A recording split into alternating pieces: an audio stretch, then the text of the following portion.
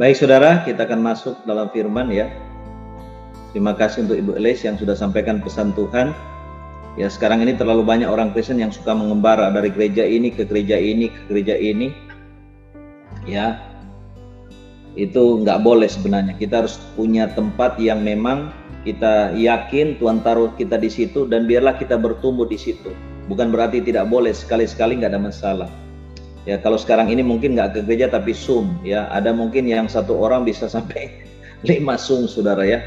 Saudara, Tuhan lihat kita aja bingung, saudara. Karena domba itu dia punya kandang, saudara ya. Dia punya gembala. Kalau sekali-sekali boleh ya. Kalau sampai sudah 5 waduh. Itu udah nggak benar pasti ya. Saudara, mari kita lihat saudara di dalam Bilangan pasal yang ke-16. Saudara, pagi ini saya akan menyampaikan tentang satu tema, ketaatan kepada otoritas Tuhan. Ya, ketaatan kepada otoritas Tuhan. Saya akan bacakan saudara firman ini sementara firman saya sampaikan, karena ini pembacaan cukup panjang, jadi tidak perlu baca berulang. Dengan perikop pemberontakan Korah, Datan, dan Abiram. Korah bin Yisar bin Kehat bin Lewi. Jadi ingat ya, Korah ini adalah orang Lewi. Dan kita tahu bersama orang Lewi adalah orang yang dipilih untuk melayani di kemah suci. Beserta Datan dan Abiram, anak-anak Eliab dan On bin Pelet, ketiganya orang Ruben, mengajak orang-orang untuk memberontak melawan Musa. Beserta 250 orang Israel. Pemimpin-pemimpin umat itu, yaitu orang-orang yang dipilih oleh rapat, semuanya orang-orang yang kenamaan. Saudara, perjalanan bangsa Israel dari Mesir menuju ke tanah Kanaan itu adalah satu perjalanan peperangan rohani dan peperangan jasmani untuk menghancurkan segala musuh-musuhnya dan merebut tanah Kanaan yang dijanjikan. Jadi ingat saudara, secara fisik, secara jasmani, perjalanan bangsa Israel yang dipimpin oleh Musa dari Mesir menuju ke tanah Kanaan itu adalah perjalanan peperangan. Peperangan secara apa? Secara fisik. Tetapi bukan secara fisik saja, tetapi secara apa? Rohani. Karena itu saudara jangan kaget kalau baca Alkitab dalam peristiwa perjalanan orang Israel, wah Tuhannya kok sadis amat. Tuhan kok kayak gitu ya. Sehingga ada yang bolak-balik saya dengar saudara, karena dia nggak ngerti. Waduh, Tuhan di perjanjian baru sama Tuhan perjanjian lama kok beda ya. Tuhan perjanjian baru rasanya penuh dengan kasih. Kok Tuhan perjanjian lama rasanya kok sadis sekali. Saudara harus tahu hukum apa yang sedang berlaku. Hukum yang sedang berlaku dalam perjalanan bangsa Israel dari Mesir ke Kanaan itu hukum militer yang sedang jalan. Hukum perang. Karena itu bangsa Israel punya pasukan perang yang dipimpin oleh panglima, itu yang bernama Yosua. Ya. Nah, ini yang kita mesti mengerti. Kenapa sikap Tuhan rasanya begitu tegas sekali? Karena yang berlaku itu hukum militer, hukum perang. Karena di dalam pembacaan yang kita lihat ini, saudara, kita akan melihat saudara bagaimana Tuhan itu menyatakan murkanya dengan begitu mengerikan ya kepada Korah, Datan, dan Abiram ini. Nah saudara, di sini kita melihat saudara ya, kalau kita bicara ini konteks pelayanan ataupun konteks gereja, maka kita bisa katakan pelayanan yang dipimpin oleh Musa, Harun, dan Miriam itu satu pelayanan bukan berarti mereka perjalanannya mulus. Ada serangan-serangan setan yang mereka alami saudara di dalam perjalanan pelayanan mereka. Di dalam perjalanan pelayanan yang dipimpin oleh Musa, kita melihat ada satu serangan setan yang luar biasa yang Musa sendiri alami. 2 kali saudara Musa itu mengalami serangan setan yang luar biasa di dalam tugas pelayanan, khususnya dalam kepemimpinannya. Yaitu dalam kasus yang kita bicara di sini, yaitu terjadi pemberontakan daripada Korah, Datan dan Abiram, dan juga pemberontakan daripada Miriam dan Harun terhadap Musa sendiri. Padahal saudara, kalau kita lihat pelayanan yang dipimpin oleh Musa, ini pelayanan yang dahsyat luar biasa. Kenapa? Tuhan hadir nyata. Siang hari Tuhan hadir sebagai tiang awan yang memimpin mereka perjalanan dari Mesir ke Kanaan. Malam Tuhan hadir sebagai tiang api. Dan ada begitu banyak mujizat-mujizat yang luar biasa, supranatural, yang bangsa Israel lihat, saksikan sendiri. Tetapi kita melihat saudara, sekalipun pelayanan yang dipimpin oleh Musa itu, Tuhan itu hadir nyata, tapi bukan berarti semuanya tenang-tenang, semuanya damai, semuanya tentram. Tidak saudara. Ada serangan setan, ada gejolak saudara, di dalam kepemimpinan, di dalam pelayanan yang dipimpin oleh Musa. Karena itu saudara harus tahu. Saya baca di YouTube ada yang komen, dikatakan saya diingatkan Tuhan tentang kehadiran Tuhan sebagai Yehova Tsebaot. Nah, saya mau katakan benar. Yang saya mau bahas pagi ini yaitu kehadiran Tuhan di dalam perjalanan bangsa Israel dari Mesir ke Kanaan itu adalah kehadiran Tuhan semesta alam atau Yehova Tsebaot. Yehova itu Allah atau Adonai Tuhan, Tsebaot itu tentara. Jadi Yehova Tsebaot itu artinya apa? Tuhan Panglima Bala Tentara Surga. Nah, ini kehadiran Tuhan yang saudara harus tahu, ya, sedang hadir di dalam perjalanan bangsa Israel dari Mesir ke Kanaan yang dipimpin oleh Musa. Jadi saudara jangan kaget kalau di dalam pelayanan, oh ini kok pelayanan, oh kok ini gereja, oh kok ini menara doa, kok ada begini-begini. Itu wajar saudara. Justru kalau nggak ada serangan setan, gereja itu aman, tentram, damai, sentosa. Nah itu tanda tanya tuh. Ya, tanda tanya kalau nggak ada gejolak tuh. Itu benar-benar mereka lagi mengerjakan misi Tuhan atau apa tuh? Pelayanan yang benar, pelayanan yang betul-betul sedang mengerjakan satu misi Tuhan, itu pasti jadi target utama serangan setan. Apapun nama pelayanan itu, entah dia yayasan, dia gereja, dia persekutuan, dia menara doa dan sebagainya, pasti ada gejolak-gejolak. Pelayanan yang dipimpin oleh Musa sendiri, bahkan Tuhan sendiri pimpin aja, masih ada gejolak saudara. Dan gejolak di sini kita lihat tak main-main. Ini pemberontakan. Saudara kita melihat saudara ya. Saudara kita harus tahu dulu dasar pemberontakan itu apa sih. Coba kita lihat dulu dalam kitab Galatia saudara. Ya.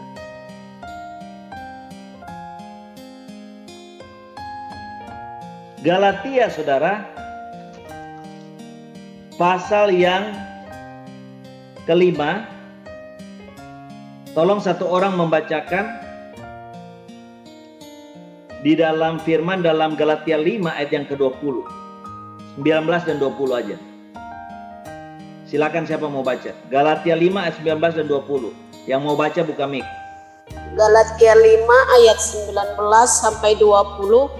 Perbuatan daging telah nyata, yaitu percabulan, kecemaran, hawa nafsu, penyembahan berhala, sihir, perseteruan, perselisihan, iri hati, amarah, kepentingan diri sendiri, pencenderaan, dan roh pemecah. Nah, garis bawahi roh pemecah, perseteruan, perselisihan, kepentingan diri, percideraan. Sumbernya dari apa? Kedagingan. Jadi saudara kalau kita lihat bagaimana saudara Korah, Datan dan Abiram itu mereka menghasut 25 pemimpin kenamaan, bahkan menghasut, memprovokasi rakyat umat Israel untuk memberontak kepada kepemimpinan Musa, itu didasarkan oleh apa? Kedagingan. Ada kepentingan diri di sana. Sehingga mereka melakukan satu tindakan memprovokasi, melakukan yang namanya pemberontakan yang bersumber daripada yang namanya roh pemecah di dalam diri mereka. Jadi saudara, hati-hati saudara, di dalam pelayanan ya, kita harus hati-hati dengan yang namanya roh pemecah. Karena itu semua bersumber daripada keinginan hawa nafsu kedagingan kita. Ada kepentingan-kepentingan diri kita yang mungkin gak keturutan ya, sehingga kita melakukan hal-hal yang dinamakan di sini adalah pemberontakan. Nah, saudara, kita melihat di sini.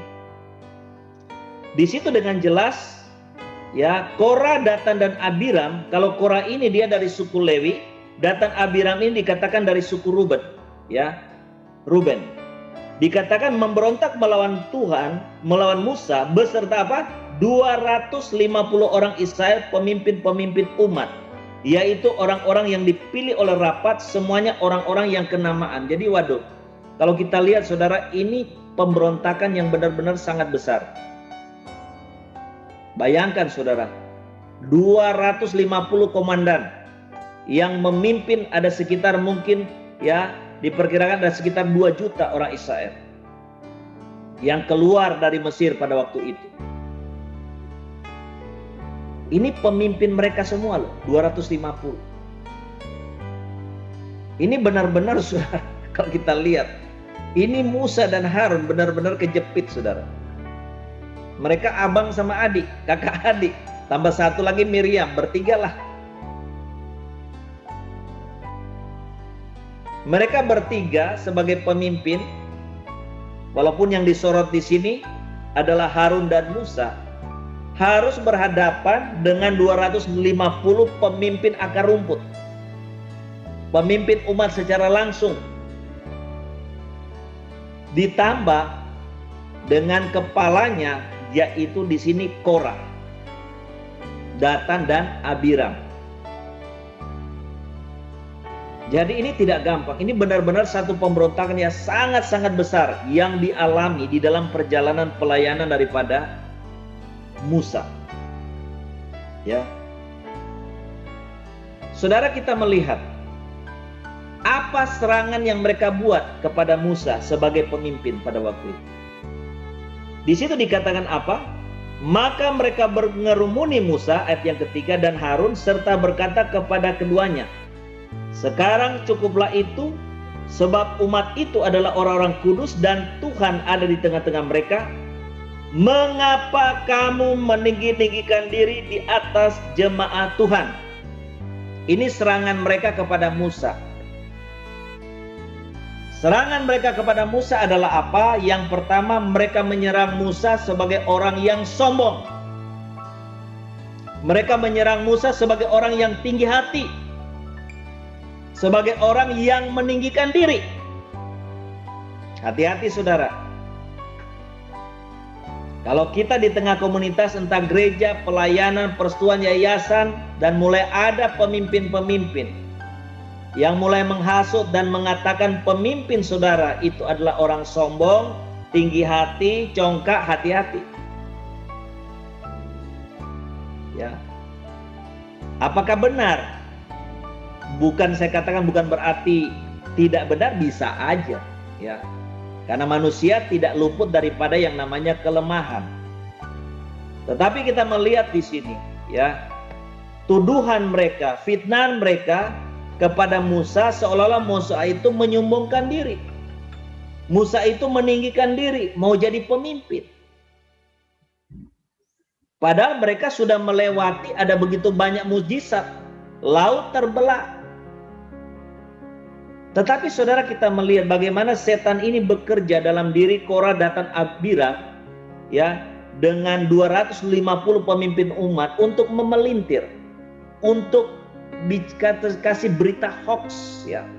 Kalau istilah zaman sekarang hoax, berita bohong, memutarbalikkan, menyesatkan pikiran umat Tuhan pada waktu itu. Ya. Seolah-olah Musa ini adalah seorang pemimpin yang mengangkat dirinya sendiri. Hanya tujuan untuk meninggikan diri, menyombongkan diri, seolah dia lebih hebat daripada yang lain. Padahal mereka sendiri, saudara sudah tahu. Ya, kalau bukan Tuhan yang pilih Musa sebagai pemimpin, mana bisa Musa bisa membelah laut Teberau yang begitu besar, begitu ganas, mengeringkan sehingga mereka bisa menyeberang. Tapi inilah saudara ya, setan kalau sudah bekerja, kalau kita nggak sadar, kadang-kadang kita ini seperti orang terhipnotis. Logika kita nggak jalan lagi. Mengapa saudara? Karena kemungkinan besar adalah 250 pemimpin akar rumput ini ditambah Korah, Datan, dan Abiram, mungkin mereka lebih dekat kan dengan umat Tuhan yang mereka pimpin secara langsung. Karena Musa dan Harun pemimpin paling top, paling atas. Sehingga mungkin jarang berhubungan dengan umat Tuhan itu secara langsung karena kesibukan tugas mereka. Sehingga tanpa sadar saudara, umat Tuhan ini lebih percaya dengan 250 pemimpin ini dan ditambah dengan Korah, Datan, Abiram. Ya. Karena mereka pikir kan yang ngomong kita teman kita yang ngomong. Ya, yang selalu bergaul dengan kita, bercanda dengan kita, bergaul dengan kita, sahabat kita. Hati-hati saudara. Ini yang menyebabkan saudara mereka begitu terpengaruh dengan segala provokasi bohong yang dibuat oleh 250 pemimpin yang dikompori, yang diprovokasi oleh Korah, Datan, dan Abiram ini. Seolah-olah benar Musa ini jadi pemimpin karena dia punya mau sendiri. Karena dia mau meninggikan diri, menyombongkan diri di tengah umat. Sehingga mereka sudah sampai melupakan fakta. Begitu banyak mujizat-mujizat yang Tuhan sudah lakukan melalui Musa. Jadi pikiran mereka, hati mereka benar-benar begitu gampang disesatkan saudara. Dan kalau saudara lihat yang terpengaruh itu dari umat Tuhan itu ada sekitar 14.000 yang ikut bersama-sama memberontak bersama 250 pemimpin ditambah Korah, Datan, dan Abiram sebagai pemimpin utama. Ini serangan mereka ya kepada Musa. Dan sekitar 14.000 ini percaya aja. Nah ini yang namanya salah paham saudara. Hati-hati saudara dengan yang namanya salah paham. Setan suka pakai senjata ini. Kita menyalahpahami pemimpin, kita menyalahpahami orang lain. Tujuan setan apa? Membawa perpecahan, membawa adu domba. Nah ini yang terjadi dengan pelayanan yang dipimpin oleh Musa.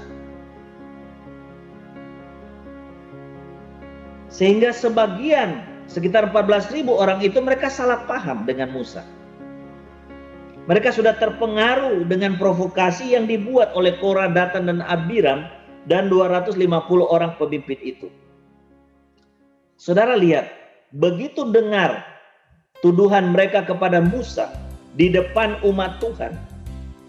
Saudara ini bahaya sekali. Serangan kepada seorang pemimpin di umum ini bahaya. Nah ini dilakukan oleh mereka ini saudara, Korah, Datan, Abiram dan 250 pemimpin ini. Musa kamu sombong, kamu mau meninggikan diri di antara umat Tuhan, udah cukuplah, selesai udah, jangan lagi. Saudara ini serangan kepada pemimpin di depan umum ini bahaya banget saudara. Itu tidak boleh. Saudara lihat reaksi Musa ya. Ketika Musa mendengar hal itu dikatakan sujudlah ia. Waduh, ini pemimpin luar biasa Musa itu. Tidak kelihatan sama sekali kesombongan. Tidak sama sekali kelihatan tinggi hati yang congkak. Pada waktu dengar tuduhan itu, dia sujud, dia berlutut, saudara. Bukan berlutut kepada mereka, saudara, tapi tentu dia sujudnya sujud kepada Tuhan. Dia merendahkan diri. Dengan kata lain, dengan dia merendahkan diri, dia mau katakan kepada Tuhan, Tuhan, kau dengar, apa benar sih saya seperti yang dituduhkan mereka? Tuhan saja yang lihat, Tuhan aja yang koreksi. Nah, ini Musa benar-benar seorang pemimpin yang bukan saja dia dikatakan Alkitab sebagai pemimpin yang lembut, berkata-katanya lembut, tapi dia pemimpin yang benar-benar rendah hati. Tuduhan dan fitnah yang begitu menyakitkan, dia respon dengan apa? Dia sujud, saudara. Dia tidak nyerang balik. Dia tidak jatuhkan mereka di depan umum, tidak. Dia sujud. Kemudian saudara, dan ia berkata kepada Korah, Datan dan segenap kumpulannya. Jadi mereka sudah terkumpul ini, ya.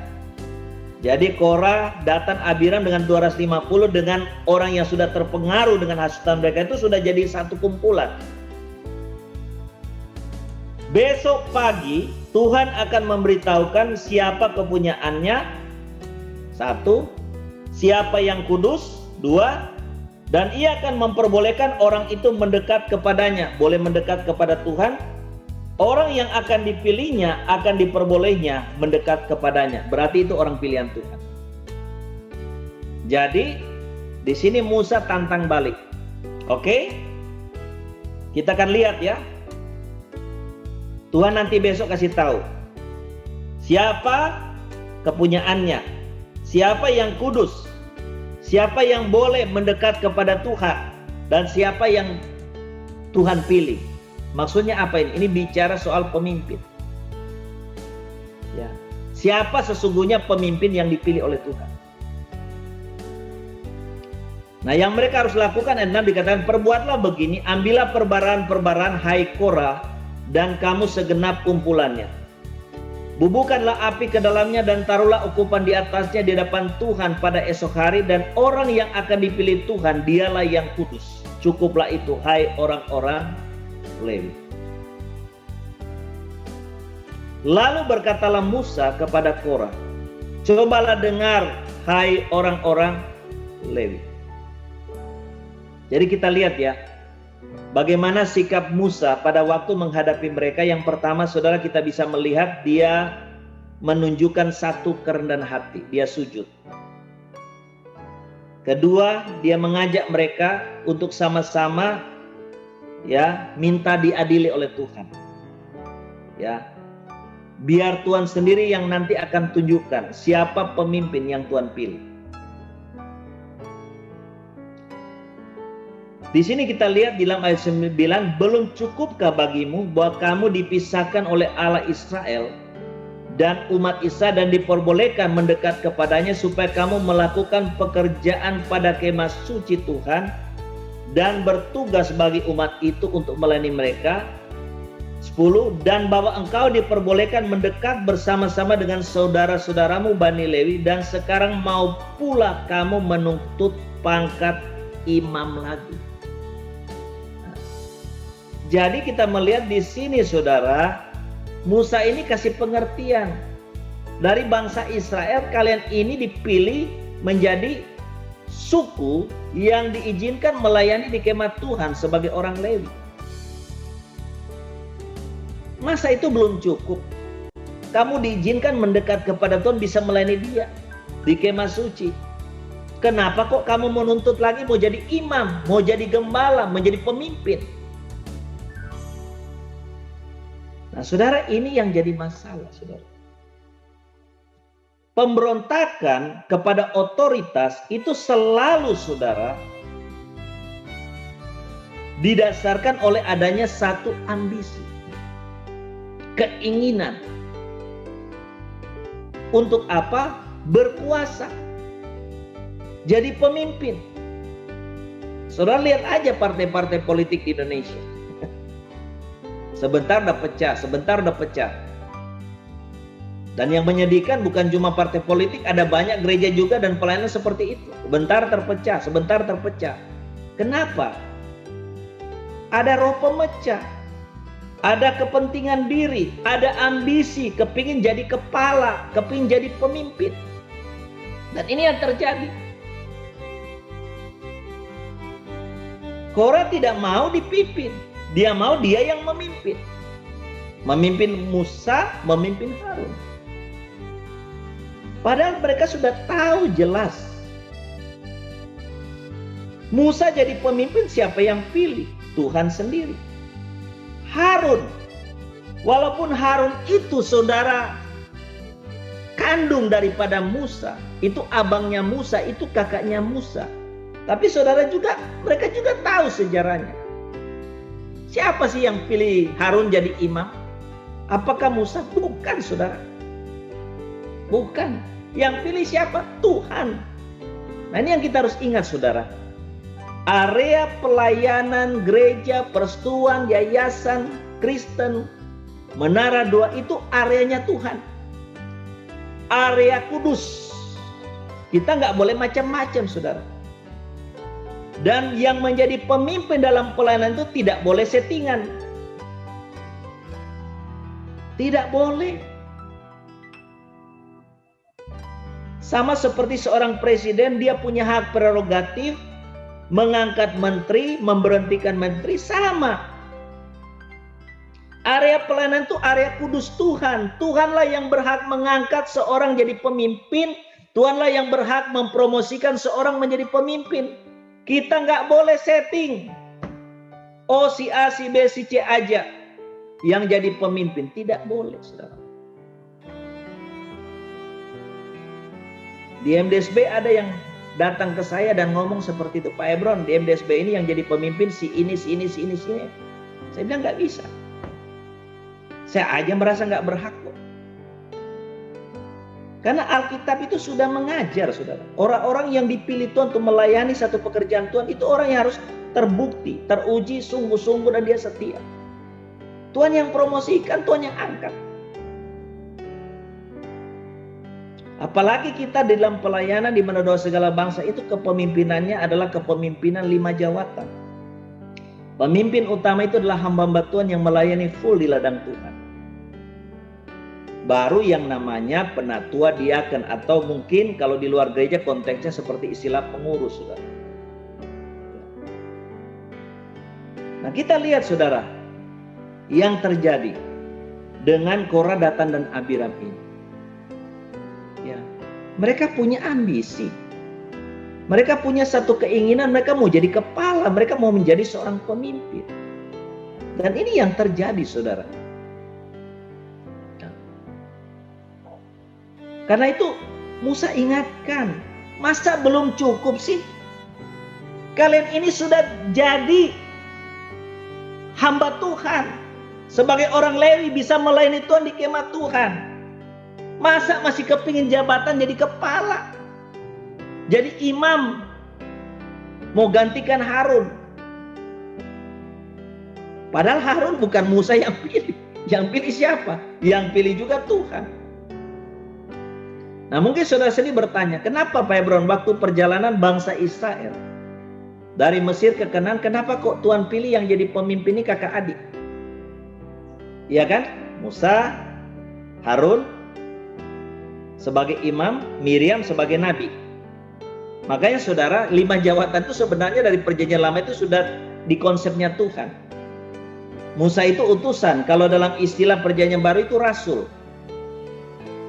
Harun imam, gembala. Miriam kakaknya ini seorang nabiya.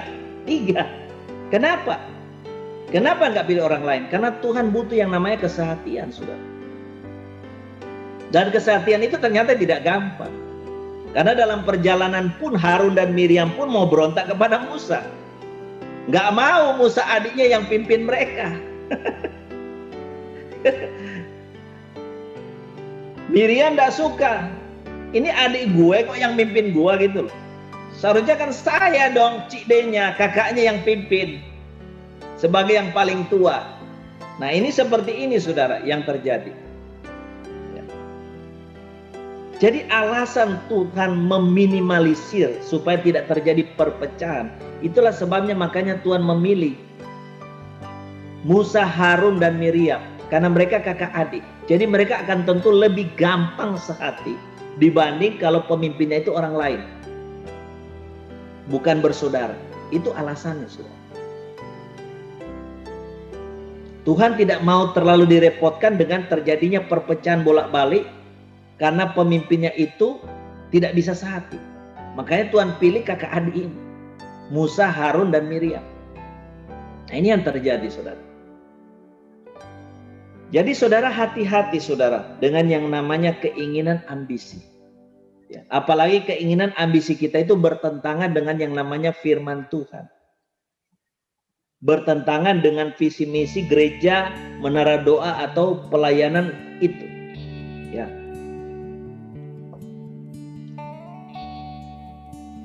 Saudara, ayat yang 11 dikatakan, sebab itu engkau ini dengan segenap kumpulanmu kamu bersepakat melawan Tuhan. Karena siapakah Harun sehingga kamu bersungut-sungut kepadanya. Nah, saudara, di sini kita melihat Musa mengatakan bahwa Korah, Datan, dan Abiram dengan 250 pemimpin umat bersama dengan umat Tuhan yang sudah terpengaruh, yang jumlahnya sekitar 14.000 orang, jumlah yang besar, saudara. Kalian itu sudah bersepakat melawan siapa? Melawan Tuhan. Mungkin kita tanya, loh, yang mereka kelawan kan Musa, yang mereka lawan kan Harun. Kenapa kok Musa bilang mereka melawan Tuhan? Nah ini, saudara, otoritas itu ada di Tuhan. Dan Tuhan sudah mendelegasikan otoritas itu kepada siapa? Kepada Musa, kepada Harun. Khususnya kepada Musa. Kalau dalam keluarga, saudara ingat Tuhan memberikan otoritas itu kepada siapa? Kepada suami sebagai imam kepala keluarga. Kalau dalam satu negara kepada pemerintah, dalam hal ini kepada presiden. Mengapa Alkitab mengajarkan harus tunduk kepada pemerintah? Karena saudara, Tuhan mendelegasikan otoritas itu kalau di dalam pelayanan kepada gembala atau pemimpin atau hamba Tuhan yang jadi pemimpin di dalam pelayanan itu. Nah, Tuhan hadir memimpin keluarga kita melalui seorang suami sebagai kepala keluarga. Karena itu istri dan anak-anak harus tunduk hormat kepada suami. Suami harus menjadi final decision maker untuk mengambil keputusan terakhir untuk hal-hal dalam keluarga, dan istri walaupun mungkin berbeda pandang harus tunduk. Dalam pelayanan pun sama, saudara. Ada otoritas yang Tuhan berikan kepada seorang pemimpin dalam satu pelayanan ataupun seorang gembala dalam satu pelayanan, di mana Tuhan memimpin gereja, persekutuan atau menara doa itu melalui seorang pemimpin. Ini yang kita harus tahu. Jadi Tuhan hadir memimpin, katakan kita menara doa ini melalui siapa? Melalui saya sebagai pemimpin. Amin, amin. Tuhan memimpin saudara satu gereja melalui siapa? Melalui seorang gembala yang jadi pemimpin. Tuhan memimpin saudara satu persekutuan doa melalui siapa? Melalui ketua atau pemimpin persekutuan doa itu. Itulah sebabnya makanya saudara, Musa katakan kalian ini bukan bersepakat melawan saya dan Harun. Tapi kalian ini bersekongkol bersepakat melawan siapa? Melawan Tuhan. Ya, yang saya heran saudara, 14.000 umat Tuhan yang sudah terpengaruh itu nggak sadar juga.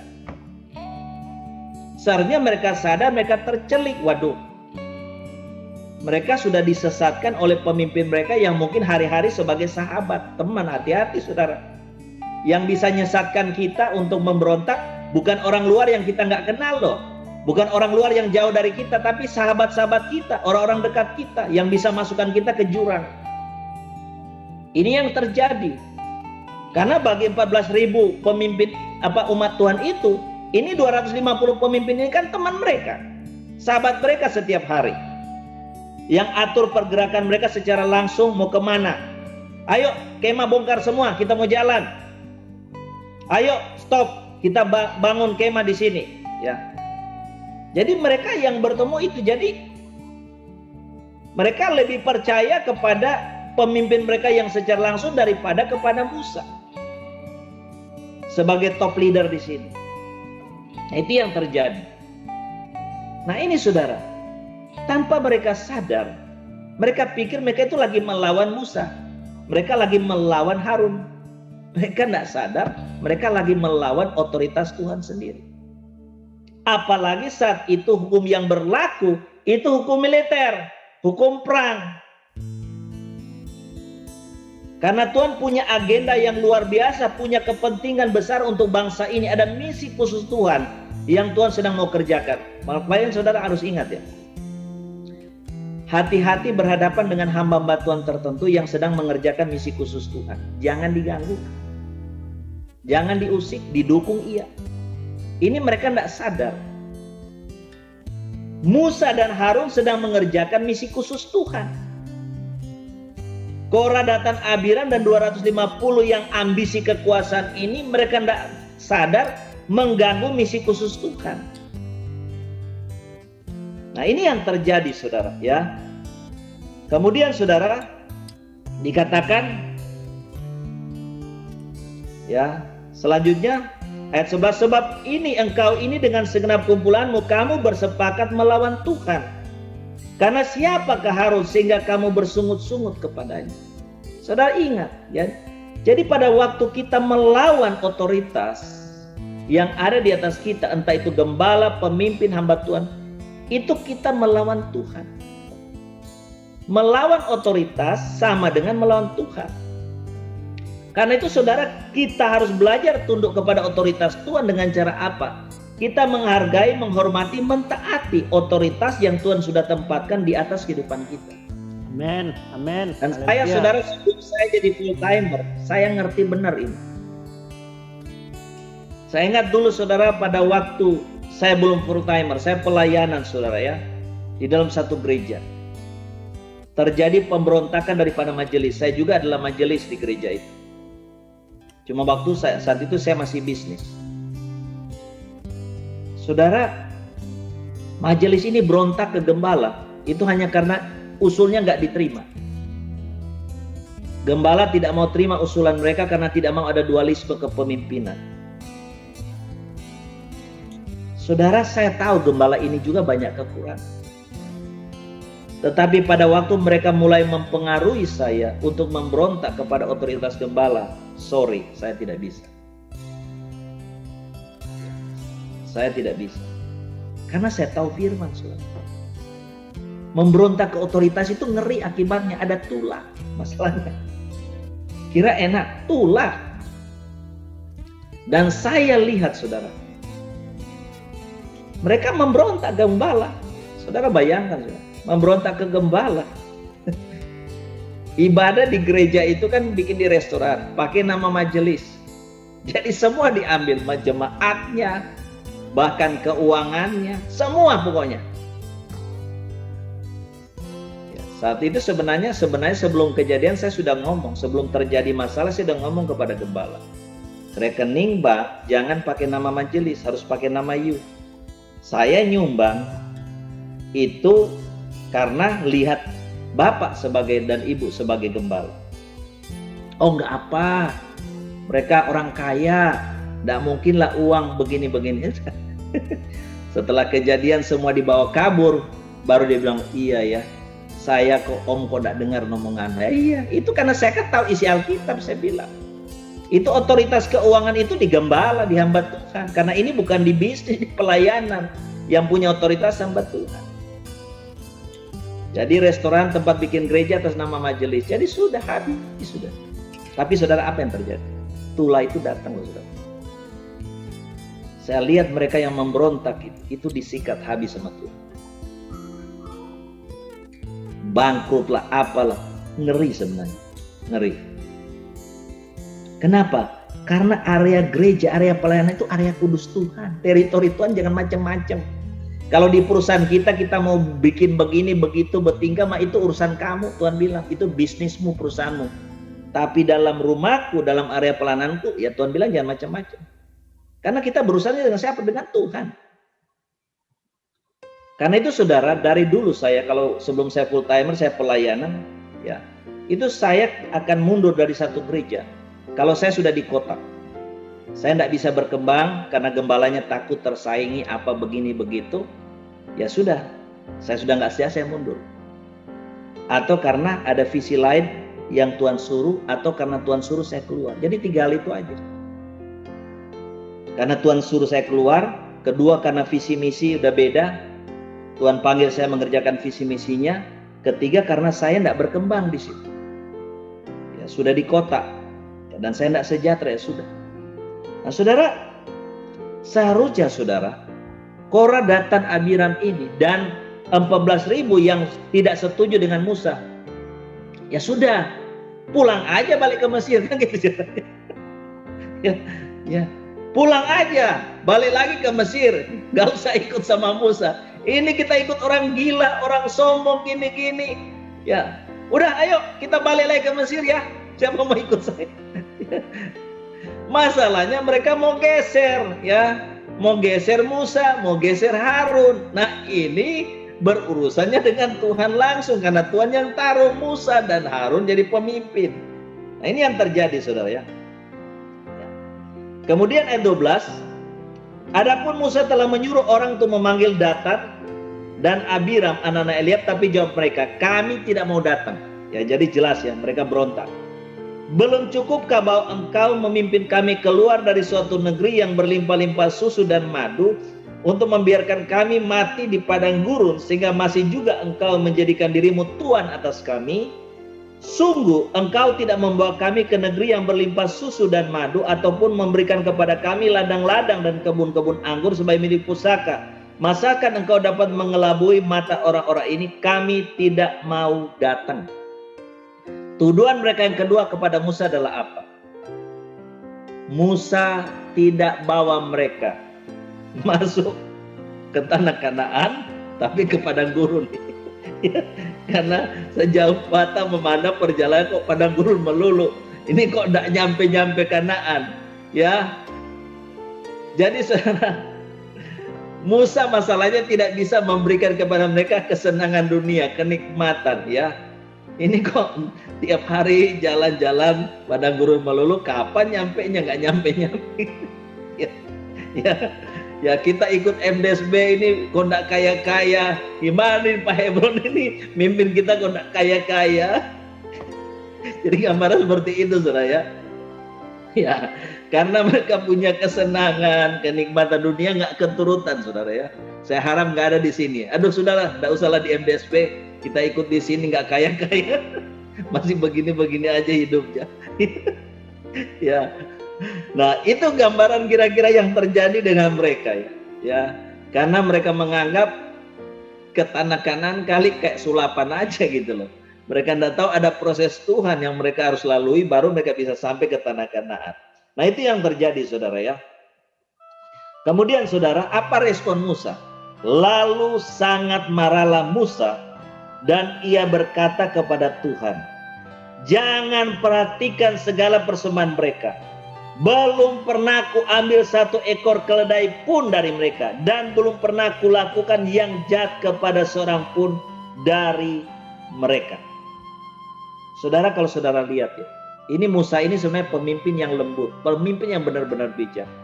Pertama dia ajak mereka dialog, ngomong yang baik. Ya, dia kasih pengertian ke mereka. Kalian ini kan sudah jadi orang Lewi, bisa melayani. Ngapain sih menuntut jabatan imam lagi? Ya, mereka tetap mengeraskan hati, saudara. Ya, sehingga saudara, karena langkah pertama, yang pertama kan, kalau saudara lihat, Musa waktu menghadapi serangan mereka, dia sujud, merendahkan diri. Kedua, dia ajak dialog dengan mereka, dia kasih pengertian kepada mereka. Nah, baru dia mengambil langkah ketiga. Setelah langkah yang halus, yang lembut, masih nggak mempan juga. Di sini kita lihat saudara, Musa bisa naik darah juga sebenarnya. Lalu dikatakan sangat marahlah Musa. Musa langsung naik pitam, saudara ya. Saudara, Alkitab mencatat loh, Tuhan bilang Musa ini paling lembut. Tapi ingat, orang yang paling lembut bisa marah, saudara. Dan di sini kita lihat Musa ini marah besar. Kenapa? Dia sudah merendahkan hati, berlutut di depan mereka semua loh, sujud. Dianggap angin lalu. Dia sudah ajak dialog, kasih pengertian ke mereka. Supaya mereka ini sadar gitu loh. Dia dan Harun itu yang pilih, bukan mereka punya mau, Tuhan yang pilih kan. Mereka juga sudah dapat kesempatan kok bisa melayani Tuhan. Sudah dikasih hati masih mau rempelok. Saudara, saya dalam menjalankan kepemimpinan, saudara, saya memberikan kesempatan semua saudara berkembang. Saudara di sini mau jadi nabi luar biasa, saya nomor 1 di depan dukung saudara. Saudara di sini jadi pengkhotbah luar biasa, saya pertama dukung saudara. Di sini bisa berkembang, saudara. Musa sama, dia punya gaya kepemimpinan itu, kasih kesempatan mereka berkembang. Yang mau jadi pemimpin silahkan, yang pilih kan Tuhan, bukan dia yang pilih. Saudara lihat Musa itu luar biasa. Yosua waktu ganti Musa, siapa yang pilih Yosua? Emangnya Yosua itu yang pilih Musa? Bukan, yang pilih Tuhan juga. Kalau Musa mau dia pilih aja ponakannya, kan gitu ceritanya. Atau pilih anaknya si Gerson, kan enggak. Dia pilih siapa? Ya Yosua. Yosua yang pilih siapa? Ya Tuhan. Padahal Yosua tidak ada ikatan darah, bukan ponaan, bukan adik, bukan anak, malah pembantunya dia, asistennya. Tapi karena Tuhan pilih, ya sudah, itu wilayahnya Tuhan. Ya, Musa taat itu, urapi Yosua jadi pemimpin mengganti dia. Nah ini yang kita mesti paham gitu loh. Dalam pelayanan jangan suka setting-setting pemimpin, saudara, salah. Kita mengambil wilayahnya Tuhan, otoritas, hak prerogatif Tuhan. Lalu sangat marahlah Musa dan dia berkata kepada Tuhan, jangan perhatikan. Terus kemudian, lalu berkatalah Musa kepada Korah, engkau ini dengan segenap kumpulanmu harus menghadap Tuhan. Engkau dan mereka dan Harun pada esok hari. Baiklah kamu masing-masing membawa perbaraannya, membubuk ukupan di atasnya, lalu kamu mempersembahkan masing-masing perbaraannya ke hadapan Tuhan. 250 perbaraan juga engkau ini dan Harun masing-masing harus membawa perbaraannya. Kemudian, maka mereka masing-masing membawa perbaraannya, membubuk api ke dalamnya, menaruh ukupan di atasnya. Lalu berdirilah mereka di depan pintu kemah pertemuan juga Musa dan Harun. Ketika Korah mengumpulkan segenap umat itu melawan mereka berdua di depan pintu kemah pertemuan, tampaklah kemuliaan Tuhan kepada segenap umat itu. Ya, jadi pada waktu langkah ketiga yang diambil oleh Musa apa? Dia bawa mereka ke dalam sidang ilahi Tuhan. Dia ajak Korah, Datan, Abiram dan 250 pemimpin dengan pengikut mereka itu masuk sidang ilahi Tuhan. Di mana saudara Tuhan hadir di situ. Ya. Tuhan jawab apa saudara? Lalu berfirmanlah Tuhan kepada Musa dan Harun, pisahkanlah dirimu dari tengah-tengah umat ini, supaya ku hancurkan mereka dalam sekejap mata. Saudara, apa yang terjadi? Tuhan murka loh saudara. Suruh apa? Pisah. Tuhan bilang, pisahkan dirimu dari tengah mereka, umat ini, supaya kuhancurkan mereka dalam sekejap mata. Dengar itu kaget saudara. Musa dengan Harun. Tetapi sujudlah mereka berdua dan berkata, ya Allah, Allah dari segala roh, segala makhluk. Satu orang saja berdosa, masakan kau murka terhadap segenap perkumpulan ini? Hanya gara-gara Korah saudara ya. Hanya gara-gara satu orang. Yang lain terprovokasi. Datan, Abiram, 250. Makanya bahaya sekali yang namanya roh pemecah. Roh pemberontakan itu bahaya sekali. Dari satu orang, roh itu bisa menular kepada yang lain. Dan ini yang terjadi. Makanya Musa bilang, masa Tuhan cuma karena satu orang yang namanya Korah, yang lain harus Tuhan musnahkan, harus Tuhan binasakan gitu. Jadi saudara di sini bisa lihat ya, terhadap roh pemberontakan itu Tuhan sama sekali no kompromi. Tidak ada kompromi sama sekali, karena itu bahaya. Seperti penyakit kanker saudara. Dari satu orang sampai 14.000 sudah terpengaruh. Ya. Maka berfirmanlah Tuhan kepada Musa, katakanlah kepada umat ini, pergilah dari sekeliling tempat kediaman Korah, Datan dan Abiram. Lalu pergilah Musa kepada Datan dan Abiram dan kepada tua Israel mengikuti dia. Berkatalah ia kepada umat itu, baiklah kamu menjauh dari kemah orang-orang fasik ini, dan janganlah kamu kena kepada sesuatu apapun dari kepunyaan mereka, supaya kamu jangan mati lenyap oleh karena segala dosa mereka. Jadi Tuhan memandang orang yang memberontak ini, Korah, Datan dan Abiram dan kelompoknya ini sebagai apa, saudara? Sebagai orang fasik, sudah. Tuhan tidak menganggap mereka lagi sebagai umat Tuhan, karena di mata Tuhan mereka ini bukan memberontak kepada Musa dan Harun, tapi kepada Tuhan sendiri. Maka pergilah mereka dari sekeliling tempat kediaman Korah, ayat 27. Datan dan Abiram, keluarlah Datan dan Abiram lalu berdiri depan pintu kemah mereka, bersama-sama dengan istrinya, para anaknya dan anak-anak yang kecil. Sesudah itu berkatalah Musa, dari hal inilah kamu akan tahu bahwa aku diutus Tuhan untuk melakukan segala perbuatan ini. Dan hal ini bukanlah dari hatiku sendiri. Jadi Musa ngomong, ya saya ini jadi pemimpin, saya bawa kalian nih keluar dari ini Mesir itu bukan karena keinginan hatiku. Semua itu dari Tuhan gitu. Dia katakan, jika orang-orang ini nanti mati seperti matinya setiap manusia, dan mereka mengalami yang dialami setiap manusia, maka aku tidak diutus Tuhan. Tetapi jika Tuhan akan menjadikan sesuatu yang belum pernah terjadi, dan tanah mengangakkan mulutnya, dan menelan mereka beserta segala kepunyaan mereka, sehingga mereka hidup-hidup turun ke dunia orang mati, maka kamu akan tahu bahwa orang-orang ini telah menista Tuhan. Nah itu lagi. Dikatakan apa? Menista siapa? Menista Tuhan. Dengan memberontak kepada otoritas, bukan saja melawan Tuhan, tapi siapa? Menista Tuhan. Artinya apa? Menghina Tuhan. Jadi ini di dalam kacamata Tuhan, kalau kita melawan otoritas, siapapun dia, entah dalam keluarga atau pelayanan, kita melawan Tuhan, kita menghina Tuhan. Ya, baru saja selesai ia mengucapkan segala perkataan itu, maka apa? Terbelahlah tanah yang di bawah mereka, dan bumi membuka mulutnya dan menelan mereka dengan seisi rumahnya, dan dengan semua orang yang ada pada Korah, dan dengan segala harta milik mereka. Demikianlah mereka dengan semua orang yang ada pada mereka turun hidup-hidup ke dunia orang mati, dan bumi menutupi mereka sehingga mereka binasa di tengah-tengah jemaah itu. Jadi kita lihat ya, mengerikan sekali. Bayangkan saudara, Korah, Datan, Abiram ini, ya, itu langsung begitu Musa bilang, oke, kita minta tanda dari Tuhan. Kalau kalian mati dengan cara normal seperti manusia mati, saya bukan diutus Tuhan. Tapi kalau kalian mati dengan cara yang tidak biasa, maka itu tandanya aku ini diutus Tuhan. Dan itu yang terjadi. Ya. Bumi langsung terbelah, saudara. Dan kita lihat, saudara, Korah, Datan, dan Abiram dengan segala rumah mereka, harta mereka, anak-anak mereka langsung ditelan oleh bumi. Nah ini yang namanya tulah, saudara. Ya, tulah. Dan apa yang terjadi? Dan semua orang Israel yang di sekeliling mereka berlarian mendengar teriak mereka, sebab kata mereka, jangan-jangan bumi menelan kita juga. Lagi keluarlah api berasal daripada Tuhan lalu memakan habis, saudara. Siapa yang dimakan habis? Ke-250 orang yang mempersembahkan ukupan itu. Ya.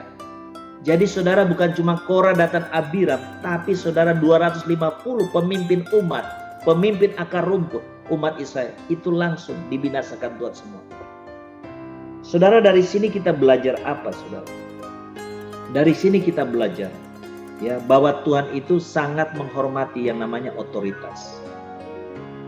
Otoritas yang Tuhan sudah berikan kepada seorang pemimpin, entah di keluarga kepada suami, entah di gereja kepada gembala, ataupun dalam pelayanan sebagai pemimpin, Tuhan itu sangat hormat. Dan dia akan membela mati-matian. Ini yang terjadi dengan Musa. Bayangkan ya, kalau kita pikirkan cuma Musa dan Harun, 2 orang.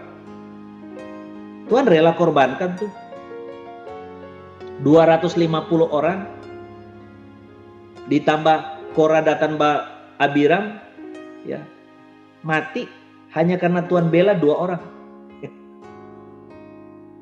Musa dan Harun. Kan Tuhan bela kan Musa dan Harun ini. Kenapa? Karena bagi Tuhan melawan otoritas sama seperti melawan dia sendiri. Melawan otoritas sama seperti menghina Tuhan. Karena Tuhan memimpin bangsa Israel itu lewat Harun, lewat Musa. Karena itu bagi Tuhan kalian bukan melawan Musa Harun nih, melawan gua. Dan Tuhan enggak pusing saudara, dihabisin. Kalau kita lihat, waduh ngeri banget ya. Saya aja waktu pertama kali baca kisah ini, waduh kaget banget, waduh. Seolah-olah Tuhan sadis banget. Nah saudara harus tahu, itu hukum militer yang lagi jalan. Hukum perang. Jadi Tuhan enggak lembek-lembek, tegas gitu. Tapi kalau saudara lihat ya, pada waktu timbul pemberontakan, Musa itu sudah berusaha selesaikan secara baik, secara soft, secara lembut. Dia sujud, dia merendahkan diri. Dia ajak mereka dialog, kasih pengertian.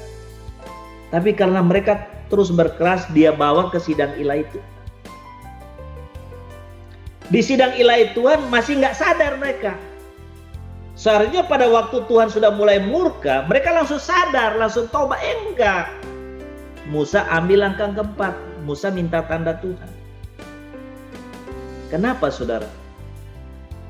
Apakah Musa sedang melindungi kepentingannya, kepentingan abangnya Harun? Apakah dia sedang menjaga kedudukannya supaya nggak diambil orang? Enggak, bukan itu. Bukan itu. Musa tidak melakukan apa-apa. Musa hanya melakukan apa yang menjadi bagiannya sebagai seorang pemimpin yang baik. Kenapa Tuhan sampai bertindak seperti itu? Menelan mereka hidup-hidup. Ya, bumi terbelah dan menelan Korah, Datan, Abiram, bahkan 250 pemimpin dibunuh Tuhan, dibinasakan dengan api. Tuhan lagi melindungi misinya. Saudara ingat. Tuhan melindungi misinya. Tuhan bukan melindungi kedudukan Harun, bukan melindungi kedudukan Musa. Bagi Tuhan itu tidak penting. Tapi Tuhan lagi menjaga kemuliaan namanya dan melindungi misinya. Amin. Amin. Haleluya. Kamu melawan aku, kamu menghina aku, kata Tuhan. Dan kamu melawan otoritas, kamu membahayakan misiku. Karena itu dihabisin sama Tuhan. Amin. Jadi, Amin. Dengan saudara kita mengusik orang-orang yang diurapi, yang sedang mengemban satu misi Tuhan. Saudara, saya tahu persis saudara, hamba-hamba Tuhan yang sedang melakukan misi khusus Tuhan. Saya nggak berani usik. Saya justru maunya dukung. Ya. Perjalanan bangsa Israel dari Mesir ke Kanaan itu adalah perjalanan misi khusus Tuhan. Kalau Tuhan sedang bergerak dengan misi khusus, saudara, jangan diganggu. Bahaya banget. Karena itu berlaku hukum apa? Hukum militer yang jalan. Tuhan akan sangat tegas sekali menindak orang-orang yang membahayakan misi. Jadi ingat, Tuhan tidak membela Musa, Harun secara khusus. Tuhan membela dirinya. Tuhan tidak mau kemuliaannya dinodai. Karena dengan mereka melawan otoritas pemimpin, mereka melawan Tuhan dan menghina Tuhan. Dan Tuhan sedang melindungi misinya. Karena itulah Tuhan membela Harun, membela Musa. Karena itu saudara, kalau sudah berurusan dengan yang namanya pemimpin, dan itu pemimpin yang dipilih Tuhan, diurapi Tuhan, itu lebih baik kita dukung. Kita jangan usik, kita jangan ganggu. Karena Tuhan sedang bekerja melalui dia untuk mengerjakan satu misi penting daripada Tuhan. Dan itu yang terjadi saudara. Ya. Karena itu saudara, di sini kita belajar, ya, hati-hati dengan yang namanya teman sahabat. Ya. Seharusnya saudara yang benar, kalau saudara Korah, Datan, Abiram ini mau selamat, ya, itu lebih baik mereka langsung memisahkan diri. Pisah sudah. Karena Tuhan juga mau kan pisah. Musa, Tuhan katakan kepada Musa, Harun, kepada umat Tuhan yang ini, pisah. Ya. Seharusnya mereka itu kalau mau selamat itu ya pisah aja sudah. Kembali aja ke Mesir atau pergi kemana yang mereka suka gitu. Jangan pergi mempengaruhi umat Tuhan yang lain untuk ikut-ikut memberontak. Kalau saudara kita ini tidak senang dengan pemimpin, tidak suka, tidak cocok lah, apalah apa keinginan kita, tidak usah turuti. Udah keluar, mundur aja. Pisahkan diri aja, tidak usah berontak. Tidak usah menghasut, bahaya. Karena kita sedang berurusan dengan wilayahnya Tuhan. Pelayan itu wilayah kudus Tuhan. Ini masalahnya. Bukan saja mereka memberontak kepada otoritas Tuhan di dalam diri Musa dan Harun, tapi mereka sedang berusaha menggagalkan misi Tuhan dengan mempengaruhi umat Tuhan untuk tidak lagi mau dipimpin oleh Musa dan Harun. Nah, ini yang bahaya. Jadi kalau sudah nggak cocok dengan pemimpin gembala kita di gereja, di pelayan, udah mundur aja baik-baik. Jangan pergi hasut sana sini. Provokasi itu bahaya. Apalagi sedang mengerjakan misi-misi khusus Tuhan.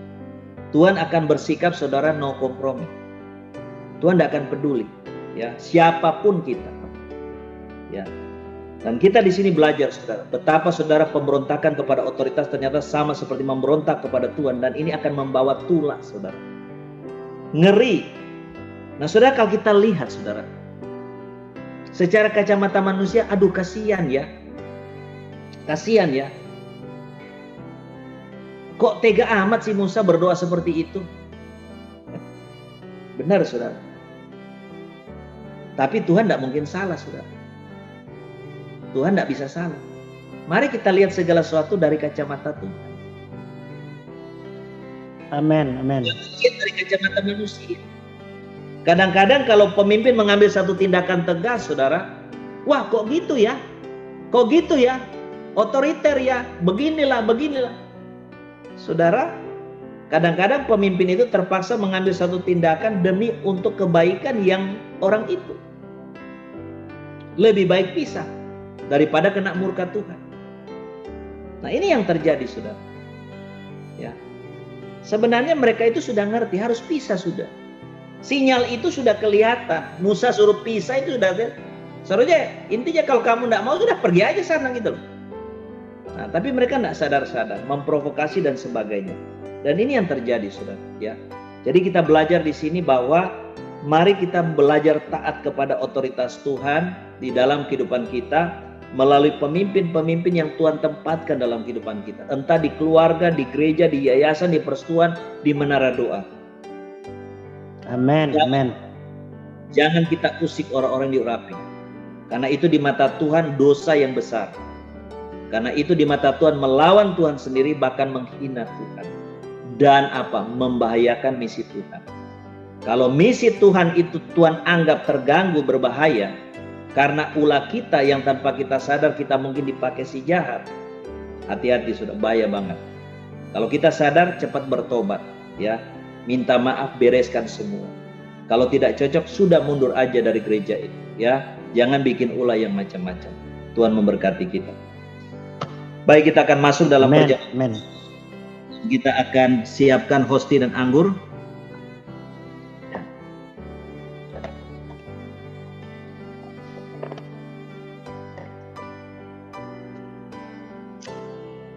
Bapa, kami bersyukur dan terima kasih untuk kebenaran firman-Mu. Tuhan mau kami tuntut kualitas Tuhan di dalam kehidupan kami. Yang kami tahu Tuhan sudah pilih mereka itu di dalam hidup kami. Entah itu gembala dalam satu gereja, persekutuan, para pemimpin mungkin di persekutuan doa ataupun menara doa. Bahkan di dalam keluarga, suami sebagai kepala atau pemimpin. Tuhan, jangan biarkan ada roh pemecah. Jangan biarkan ada roh perselisihan, permusuhan, roh pemberontakan. Kami mau tolak dari kehidupan kami dalam nama Yesus. Amin, amin. Kami mau belajar untuk rendah hati. Yes. Untuk betul-betul memiliki motivasi yang tulus murni. Amin. Haleluya.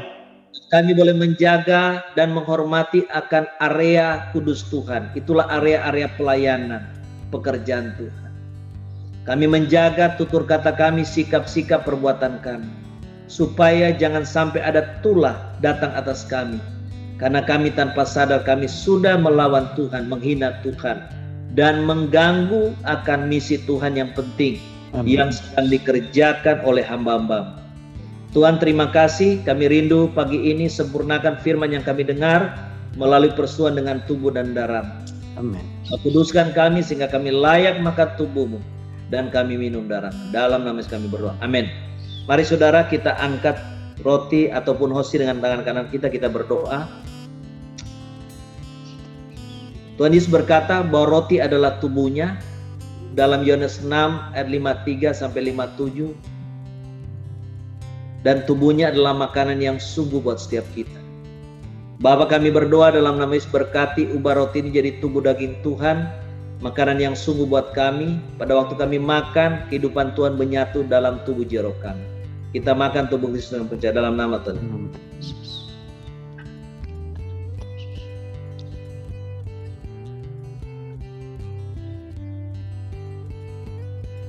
Kita kacauan, saudara.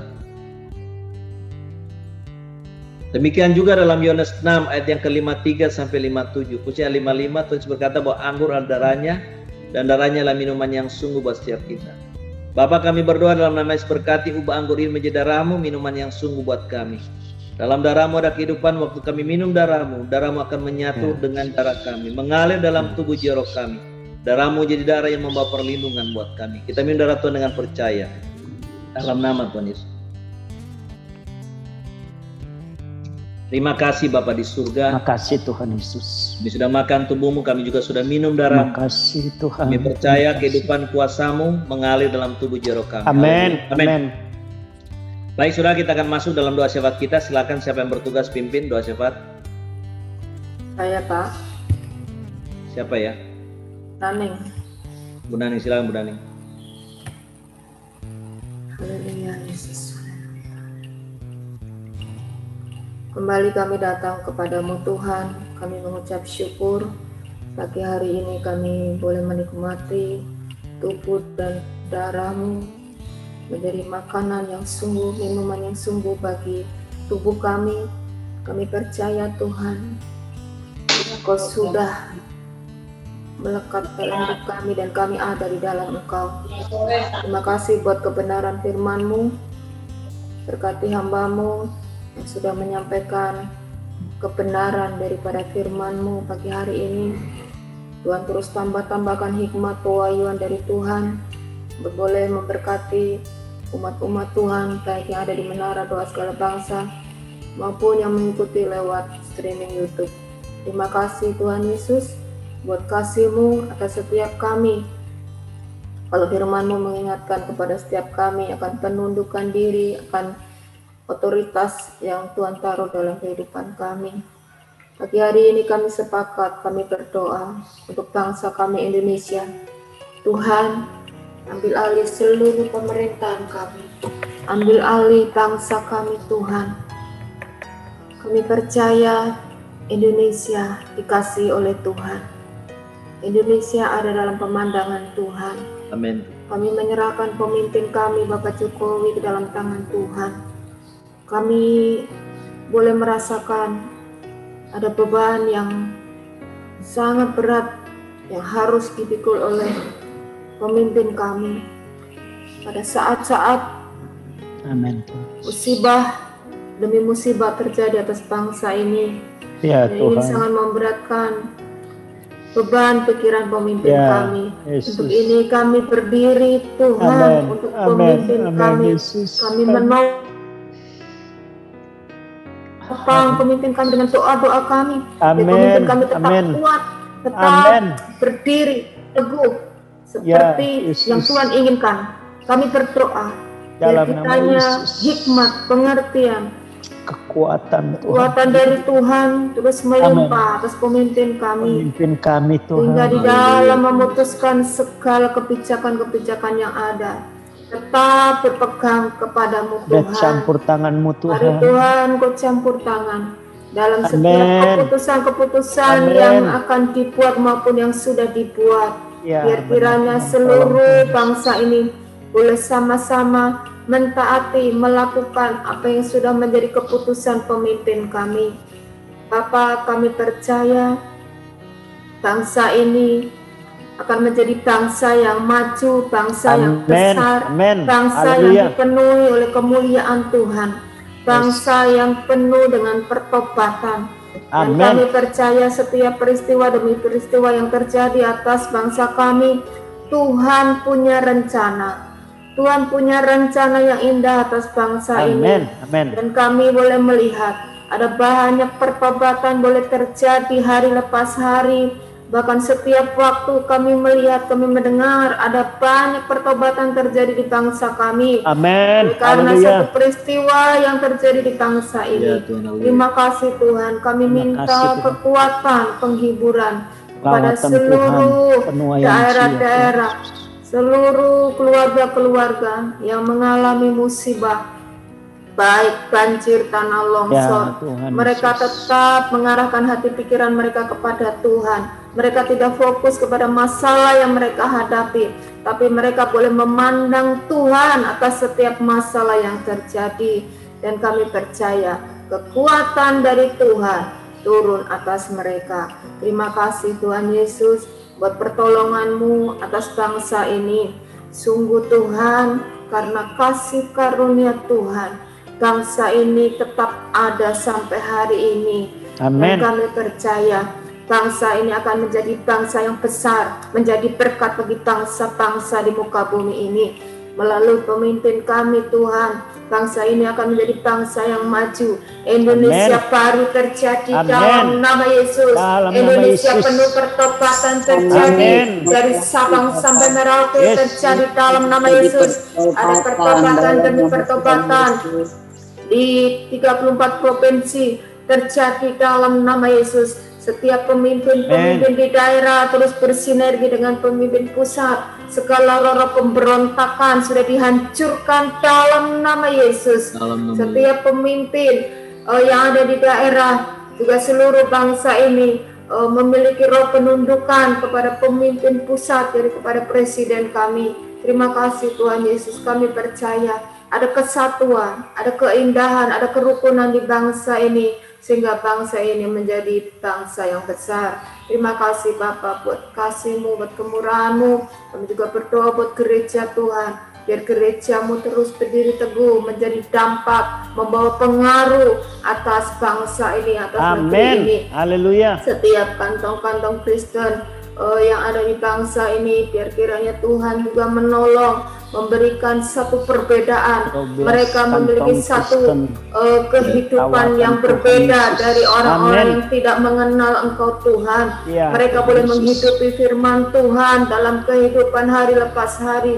Mereka boleh tinggal di dalam Engkau dan Tuhan tinggal di dalam kehidupan mereka. Sungguh Tuhan, lewat kehidupan anak-anak Tuhan, nama Tuhan dipermuliakan.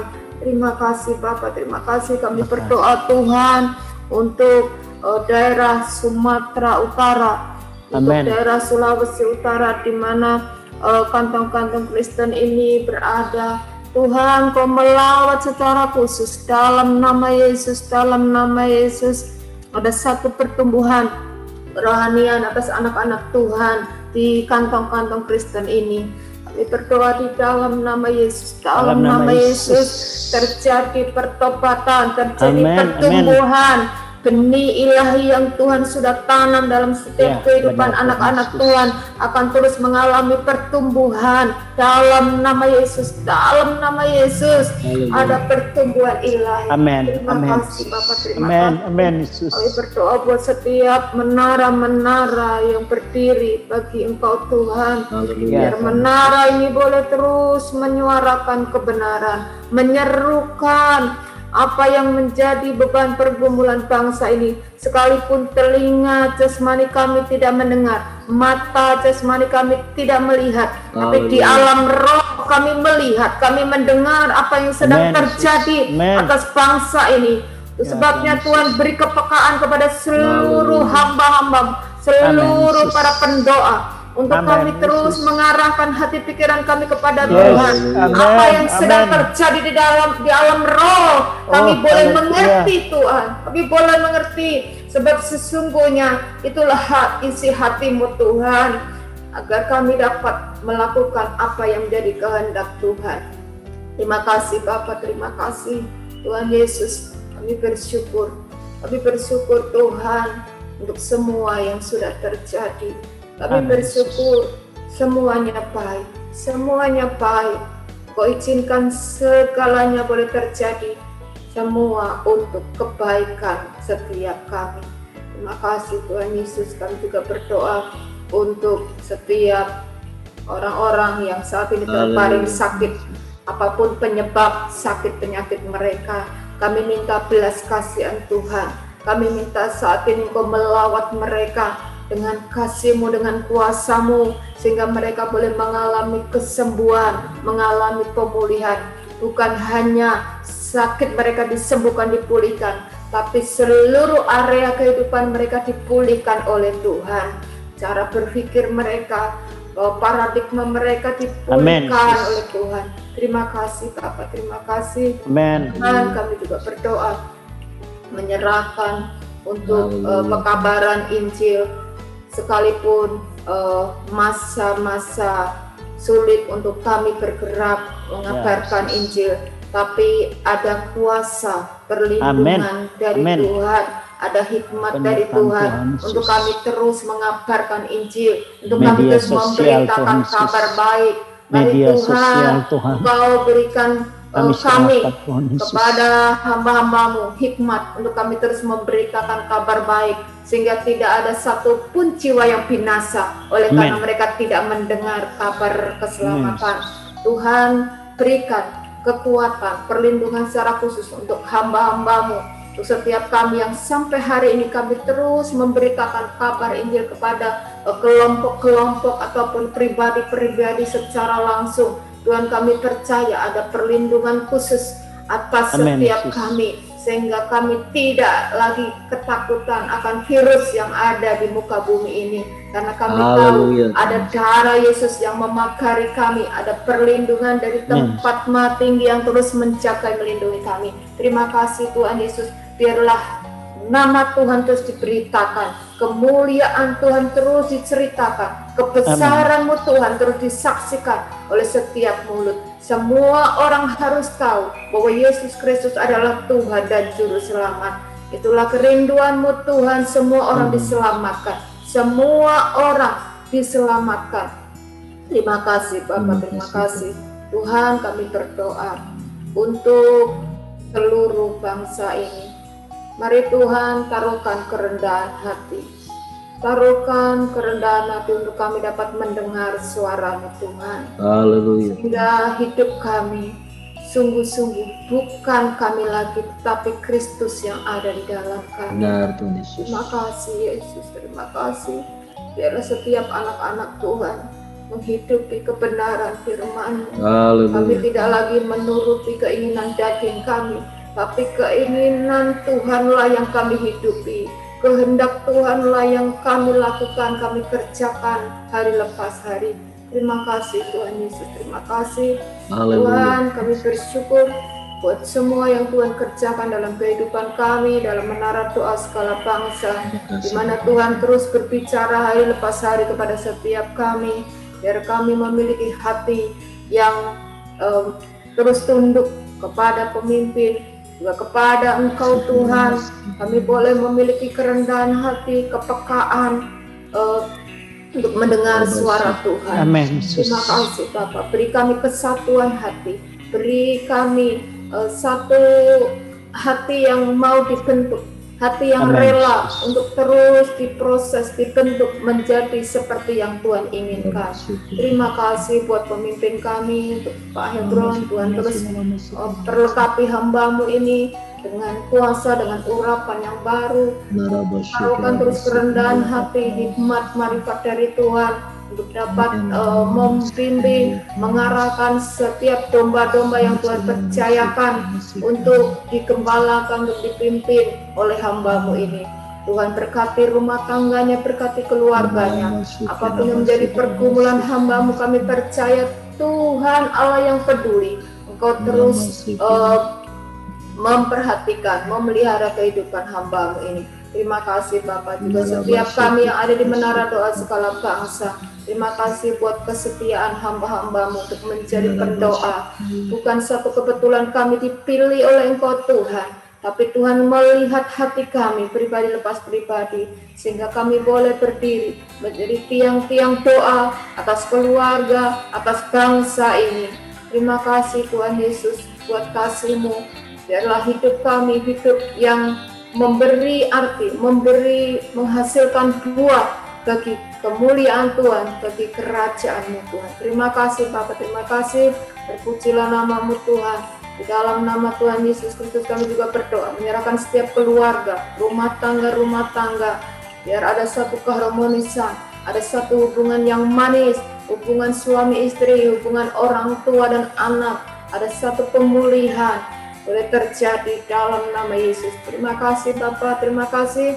Inilah yang menjadi doa dan kerinduan kami. Kami percaya Tuhan Allah pembuat keajaiban, Tuhan Allah sumber kekuatan, mendengar dan menjawab setiap pergumulan dan doa-doa kami. Di dalam nama Yesus Kristus kami berdoa. Amin. Baik, terima kasih untuk Bu Naning yang sudah pimpin kita dalam doa-doa syafaat kita. Kita akan akhiri pertemuan doa kita pagi ini. Mari arahkan hati kita kepada Tuhan dan terima berkat-Nya. Tuhan Bapa di surga memberkati dan melindungi kita semua. Tuhan Yesus menyinari kita semua dengan wajah-Nya dan memberikan kita kasih karunia. Tuhan Roh Kudus menghadapkan wajah-Nya kepada kita dan memberikan kita semua damai sejahtera. Dalam nama Tuhan kami berdoa. Amin.